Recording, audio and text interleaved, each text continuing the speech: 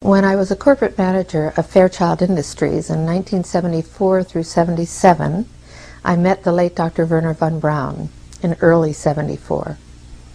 At that time, von Braun was dying of cancer, but he assured me that he would live a few more years in order to tell me about the game that was being played, that game being the effort to weaponize space, to control the Earth from space and space itself. Von Braun's purpose in life during the last years of his life, his dying years, was to educate the public and decision makers about why space-based weapons are a dumb, dangerous, destabilizing, too costly, unnecessary, unworkable, undesirable idea. The strategy that Werner von Braun taught me was that first the Russians are going to be considered to be the enemy. In fact, when I met him in 74, they were the enemy, the identified enemy. We were told that they had killer satellites. We were told that they were coming to get us and control us, the dirty commies, that whole story. First, the Russians were the enemy against whom we're going to build space-based weapons. Then terrorists would be identified, and that was soon to follow. We heard a lot about terrorism. Then we were going to identify third world country crazies. We now call them nations of concern. But he said that would be the third enemy against whom we would be needing to build space-based weapons. And the next enemy was asteroids. Now at this point, he kind of chuckled the first time he said it. Asteroids, against asteroids we're going to build space-based weapons. So it was funny then. And the funniest one of all was against what he called aliens, extraterrestrials. That would be the final card.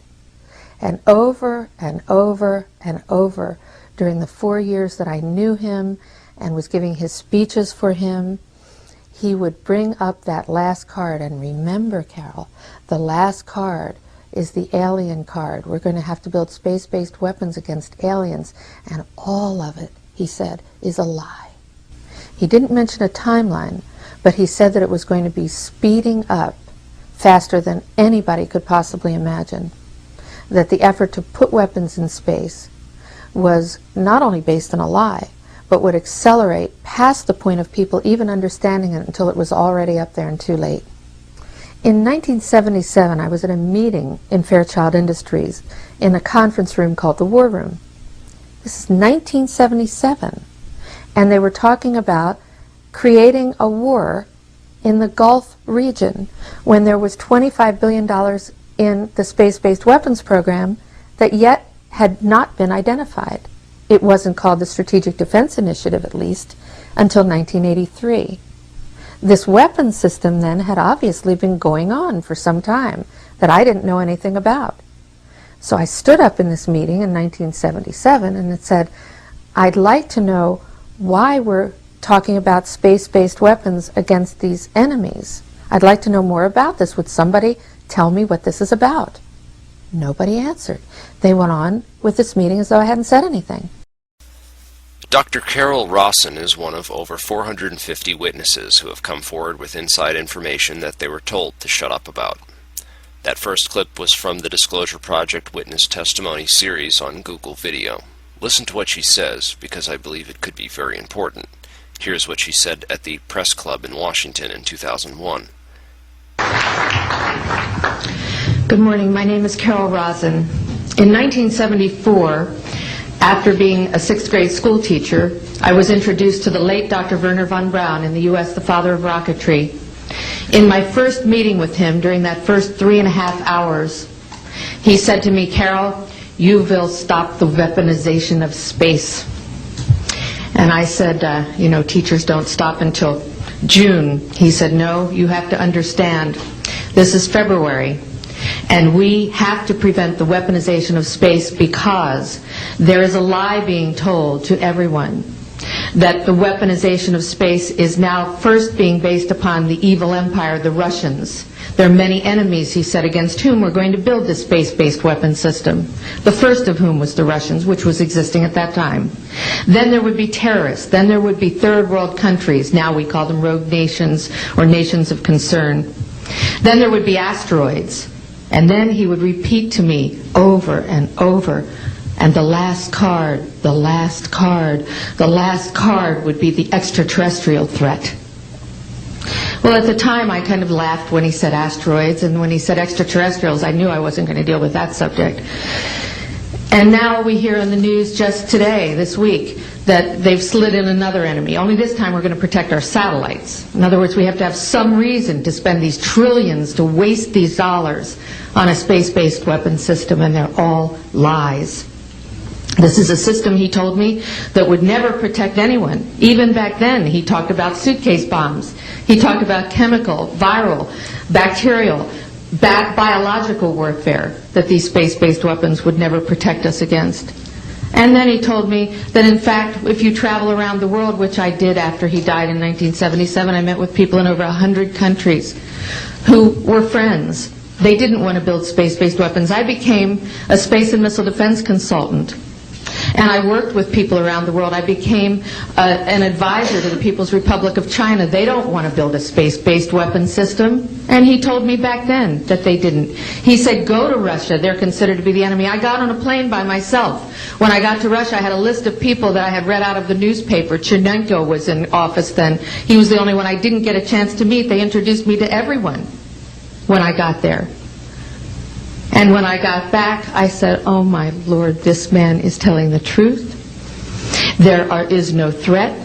And I've been waiting until this day for 27 years, and I'm expecting the spin to happen, because he also explained to me that as a military strategist, as a person who worked on the MX missile, which I did later, he said, you will find that there is going to be a spin to find some enemy against whom we have to build space-based weapons. And now we should expect the spin, because he said part of the formula for the intelligence community is if they might have a weapon, then we have to consider that they do have these weapons. So now they do have these weapons, so now we have to build these weapon systems. And that's the formula, except that it's all based on a lie.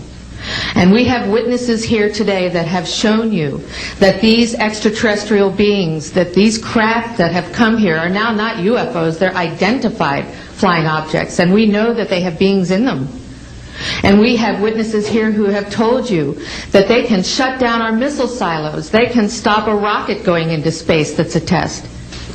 We have witnesses here who have worked in the classified departments, who have the courage to come forward here to support what Wernher von Braun told me back in 1974 to 77.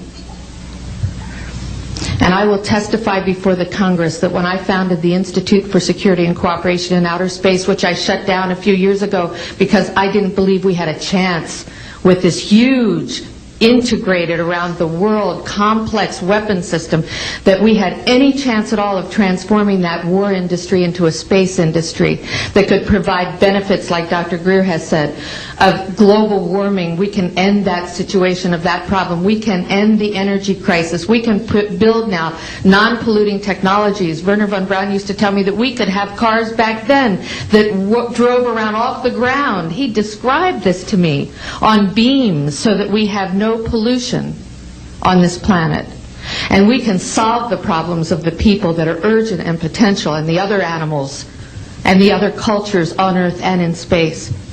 And we can end the arms race without dislocating the industry jobs, without disrupting the economy, by transforming, Wernher von Braun told me, the war industry into a global cooperative space industry that will provide, he said, finally, more jobs and profits on this planet than during any hot or cold wartime, more products and services that can be applied directly to solving the problems of this planet. And we can have a whole planet now that lives in peace on Earth, with all the cultures on Earth, and with all the extraterrestrial cultures in space. And these are words that Wernher von Braun told me in 1974, and I will testify before the Congress under oath about everything I have said and more. Thank you.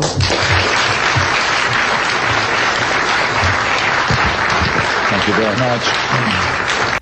Note the part about first it will be the Russians, then it will be the terrorists, then it will be, the final card will be the faked alien invasion.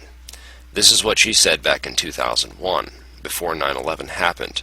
And those of you who have been keeping up with 9/11 and the truth movement and information that has come out about the attacks know that the so-called war on terror is a complete lie, and we were never after Osama bin Laden, and that's all being exposed now, just like the fake WMDs were exposed in Iraq.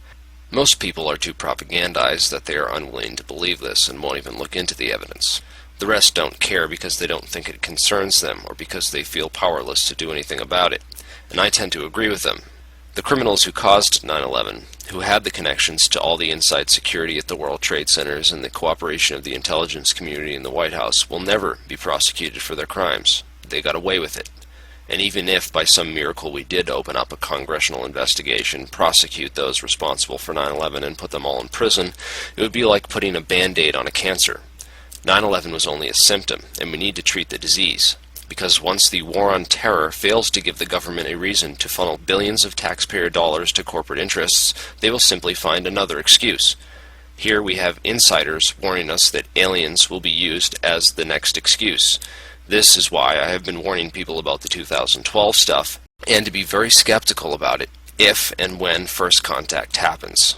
Don't believe it right away. I know you want to. The people in charge are using all this money to build an Orwellian-style police state. This is the type of future that they feel most comfortable with, because they have always been in power, and now that they are beginning to lose their power, they are very, very scared. They don't want the kind of future that you and I want. They want everything to stay the same or go back to the way it was, and that's not going to happen. The world is changing very quickly, and it's all up to us what kind of world it will change into. Here's a few interesting organizations that are doing various things to accelerate the future and progress. Nassim Harriman also has a YouTube channel now, so you might want to check that out. But the real change and the real future progress is going to come from you. So please do your part by helping to spread this information. Because the first battlefield in this war exists in the hearts and the minds of the people.